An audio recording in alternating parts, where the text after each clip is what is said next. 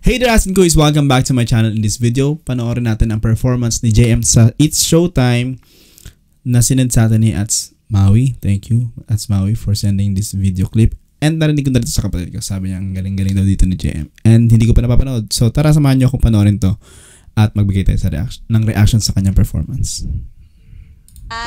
Congratulations! Our celebrity singer of the day! Oh, si Mariel nandun.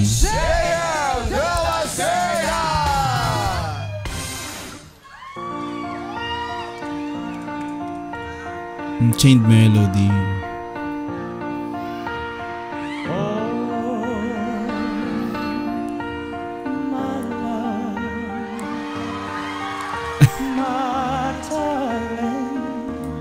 Wait, for sure yung mga JML dyan nung pagkasabi ni JM nitong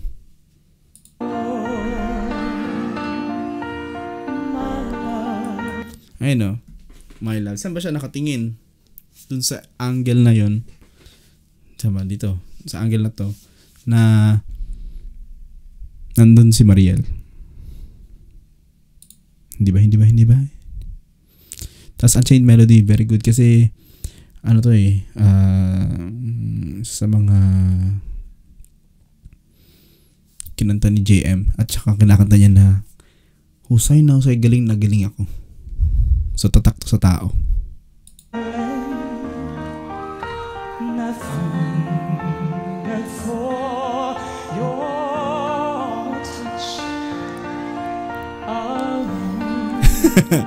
Inaasar-asar si. Parang ano no, parang yung high school or college na mga asaran tapos nagpe-perform yung crush niya sa stage. Yan, ganyan ginagawa nila kay Mariel. Tapos si JM talaga may pakindot pa ng mga mata no. Ano nga bang real score? Hindi ko natatanong sa kanila. Try nyo kung kaya nyo itanong. Pag nakausap nyo sila.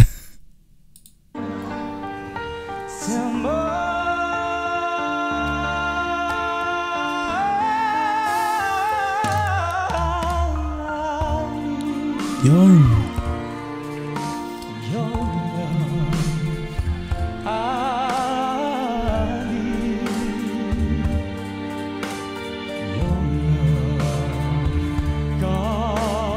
Ganon si JM, yung niya, yung pagbaw niya na gano'n. Pag nakita niya yung audience at alam niya na fan niya yun, mabilis siyang nagre-respond dun sa pinapakitang admiration ng fan. Kapag nakikita niya rin tayo, di ba, sa stage, nakaano siya agad, parang gano'n, or isasabay niya sa performance niya. Para masabi naman din ng tao, ng fan, na na-acknowledge siya, nakita siya. Kumbaga, diba? Ang galing. Bibihira yung mga ganun sa mga artists. Kasi iba focus talaga Well, hindi naman natin masisisi kasi it's still performance. Kailangan makadeliver sila But, iba yung kung nasasabay niya. Kasi, bukod sa nagde-deliver ng magandang performance, at the same time, nagbibigay siya ng happiness dun sa fan na nasa audience. Tsaka yung tunog ni JM dito, very confident talaga. Ibang level na, kumbaga kasi hindi na to contest He's just performing. Hindi na siya nagko-compete. Iba rin kasi yung tension niyan at saka yung kababa pagka contest kasi nga lumalaban ka, there's something in it na may kailangan kang patunayan. Meron din naman pag performance pero iba yung level pagka contest. Kasi nandun yung goal na dapat manalo ka kasi competition yun. Ito walang pressure na ganun.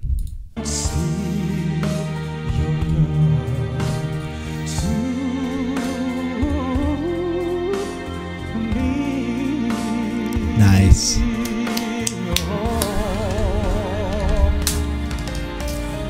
Lonely river flow to the sea,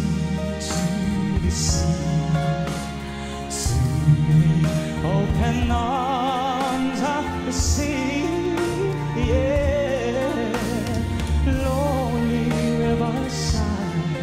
Wow. I know, di ba?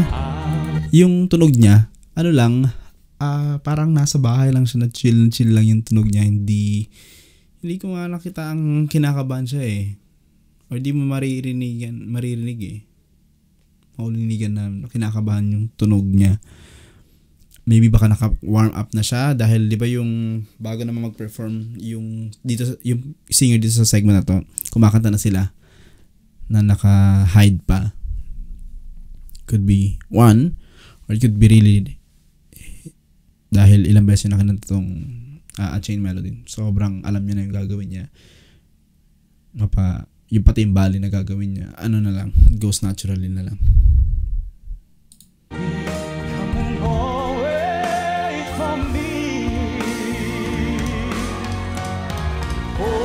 Ayun na, natulak.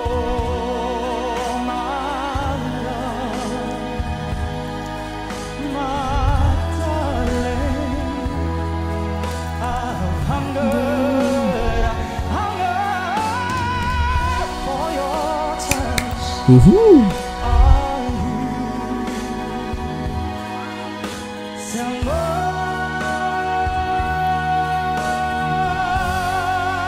Ito na.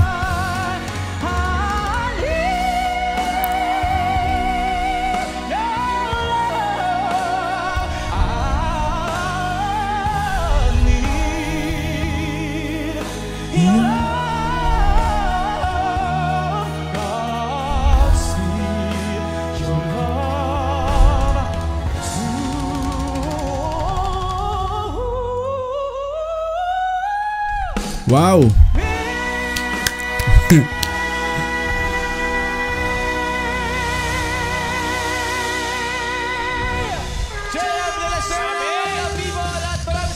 Wow. Grabe. Ulitin natin yung yung sa high notes na part.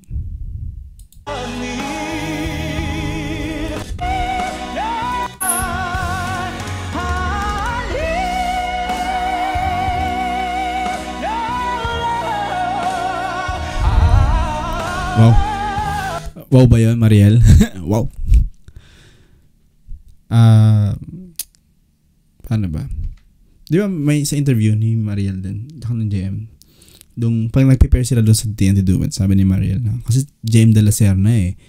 Kumbaga, in terms of ranking na inabot na doon sa individual season nila, mataas yung narating ni JM. Di ba? Kasi placer siya eh. So parang may hesitation. Tama ba yung interpretation? Mas parang may ganun. Si JM yung kumukuha sa kanya talaga to be his partner sa TNT Duets. Parang if it couldn't be Mariel, hindi yata sasali tong si JM doon. Diba? Sobrang nandun yung humility, nandun yung admiration, at kitang-kita how they support each other dito, diba? Nandiyan pa talaga si Mariel. Pero dahil naman yata regulars din sila sa Showtime Online U, kaya doon din yung mga iba nilang kasama. Pero iba pa rin yung presence kung nandun talaga sa studio, in which yun yung ginawa nilang pag-support dito. So, nice.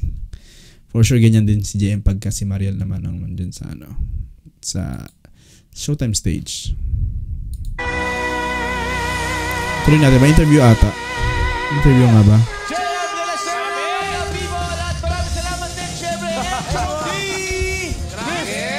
Mystery Unlock sa mga piling na mapapanggap dito sa Encho, ano BBB! Oo, hindi. Gusto ko imbitahan lahat ng madlang people, lahat ng nanonood sa atin ngayon.